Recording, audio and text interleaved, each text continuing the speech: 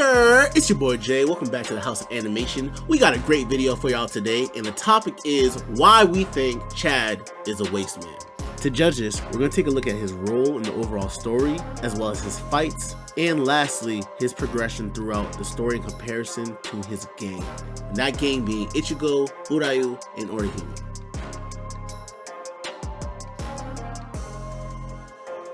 To me, when I read about Chad in the original manga, even when I saw him in the anime, his role kind of was being Ichigo's best friend, his support system, his voice of reason. Because you have this contrast, right? Ichigo is this loud, brash, cocky mofo who comes out the gate swinging, and Chad is also this quiet dude who likes to run and runs headfirst into the battle. But yet, even though he can be a little naive in this sense, he does realize the situations. But he fights not only for himself, he fights for his friends. Like, if we're thinking about the original four, looking at Uryu, Ichigo, Orihime, and Chad, and if we kind of think of an RPG party member system, Chad would play that big buff tank role, aka Chad. Ichigo would be the bruiser, quick, flashy, fast, gets in there, puts a beating on you. Orihime would be the typical healer, bail me out card. And then you got Uryu, the sharpshooter, the sniper. They all fit their role really well. But for some reason, Chad being a tank is very synonymous with his role in the story. His role is slow. He doesn't really evolve. He doesn't go nowhere. Because even in the beginning of the story, we see Chad and Ichigo transition from thugs to being protectors. And Chad really kind of stays in that role. He becomes this ally, a bodyguard, kind of a gauge for other villains in Bleach as like a benchmark. So we usually would see Chad fight off against these OP villains or antagonists, get washed, come back, fight another villain, do well, and then get washed again. His role never really evolved besides that. In the end, we also see Chad when Ichigo and Orihime are going up the stairs to fight the final battle. Chad's like, nah mans, y'all go on ahead, I'm gonna stay back here and I'm gonna fight these big ass Quincy statues. Come on, dog. What we doing here? If we're equating Chad to a chess piece, and it hurts me to say because, first of all, Chad's fire. His character, his drip, this man loves open shirts. He had a little gold necklace. The man was fire. He was buff. He was tall. He was lean. It was lit. He'd be a pawn. Chad essentially would be that character that you send out to go initially fight, get a gauge of what's going on. A little heat check, you know what I'm saying? A little heat check. Let him get washed and be like, all right, we'll send whatever we gotta send after that. Now, to be honest, in comparison to the rest of the characters in Bleach, Chad doesn't really have a lot of fights. Honestly, this man only has a couple that are memorable. Usually it's this man just running around fighting hollows or just being a support character. When he fought against Striker with Rukia, and then right after that he fought against Bulbous G. Now, Chad's first major battle is actually a tag team battle with Rukia, and that's against Striker. It's a hollow that comes into the human world. Now, Chad's not having none of that. Now, mind you, this is before this man can actually even see hollow, so this dude is just swinging at the air.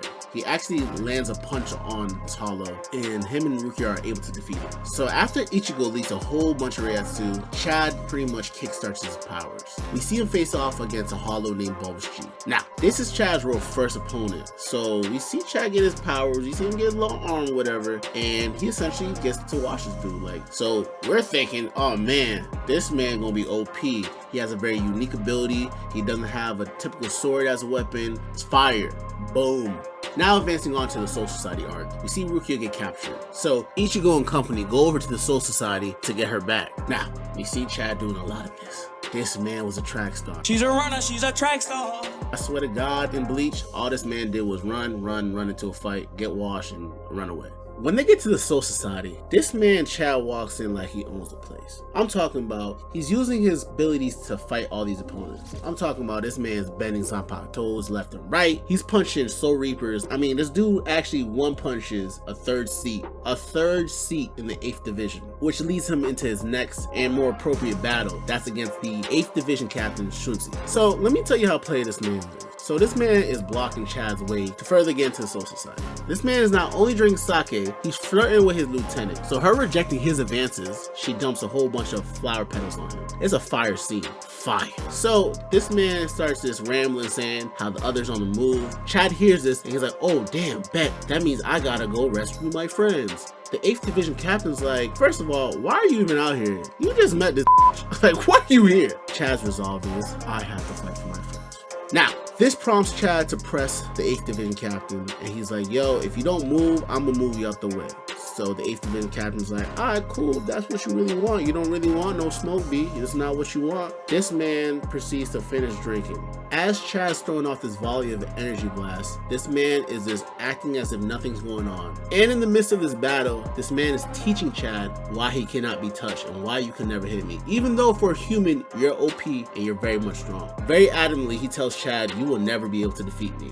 You might as well just go home right now, because you're not going to pass. So this man's like, okay, well, if that's what you want, I'm just going to have to whip it out. And he pulls out his Zanpakuto. And a common theme that you will see in a lot of these Chad fights is Chad runs towards the fight, but ends up going down. And that's exactly what happens. One strike to the chest, and down goes Shueisha. In the Ankar arc, Chad's major fight is against Gantabane. Now, Gantabane is a 107th ranked member in the Ankar army. So this man actually pretty OP, he pretty powerful. And he had this like bobo afro going on. It was pretty lit. Chad rushes into battle, as you see, you know, Mr. Runner Man, Mr. Track Star. Here we go again. He gets washed. Now, two key features in this battle that were cool is we see Chad essentially get 2 power-ups. This man's arm turns into a shield, his other arm turns into his attacking arm. So he gets like 2 phases in this battle. So we're thinking, yo, this man's about to be OP. They start going at it. Chad levels up once. Cool. Now he levels up again. Yo, son. This man puts this dude through the wall. And not in no regular fashion either. He hits him with the creme de la creme move. De la muerte. This move was so fire that the wall was imprinted with a skull. And this dude went flying. 10 out of 10. Fire. And guess what, y'all? Guess what happens next? I'm gonna wait. I'm gonna let y'all tell me. Guess what happens after Chad gets these 2 power-ups? What happens? If the answer was A, he gets washed. Y'all correct. Monza gets washed immediately after. Crazy. I couldn't believe it. See, it's crazy because everybody claims they want to be gang until it's time to be gang. And unfortunately, we see this in Bleach. The progression between the 4 characters that we're presented with, that being Orihime, Uryu, Ichigo, and Chad, are vastly different. Like, come on, let's look at the facts. Ichigo becomes a top tier Soul Reaper. Goes from being a substitute to a top tier godlike Soul Reaper. By the end of the story, we find out this man not only has Shinigami blood, but also Quincy blood. And he can use a whole array of different powers. Uryu gets the same love too. This man essentially becomes a perfect Quincy. Not only that, he essentially fights off the main bad guy's lieutenant. I'm talking second in command. Do we ever see Chad do that? Do we ever see it? Orihime becomes very integral to the story. Without her, taking her out of the story, you really couldn't have Bleach because unfortunately after a lot of these battles, she stepped in to heal a lot of our main characters. We need her. Now we have Chad. If we're being honest, and it hurts me to say this because I love Chad so much, if we took Chad out of Bleach, we still have some white clothes. Oh, brother, this guy stinks! In comparison to the rest of his 3 counterparts, he does not get the progression that he truly deserves. Bruh, during the Gantabane fight, this man gets 2 power-ups. Not 1, but 2. For me, when I saw that, I'm thinking, yo, this man's about to go off. He's finally gonna get the respect he deserves in a perfect arc. It's great. Nope, my boy stays linear. Flat. Sad. I wanted more from my boy.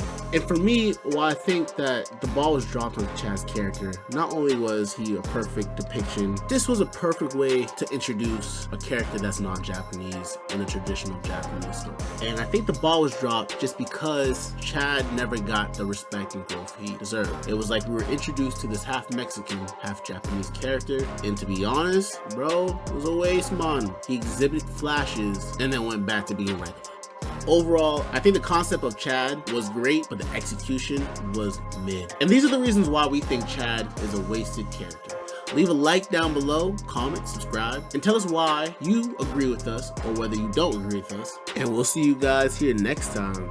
Got a blast.